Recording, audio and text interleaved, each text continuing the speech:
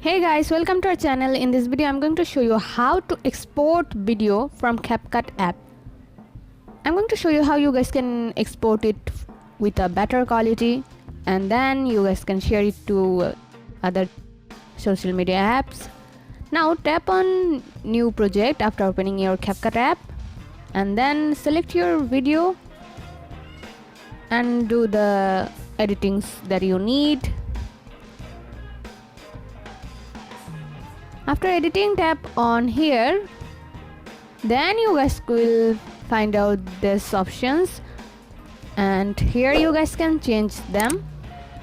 The first one is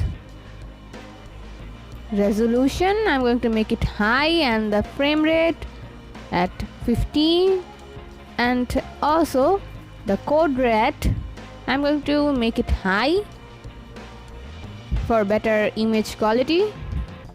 You guys will find out this option GIF. You can use 3 options and you can export the video as GIF.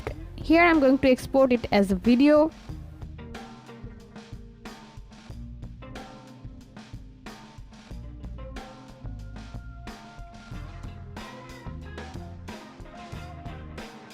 After exporting the video, you guys can share it to other platforms.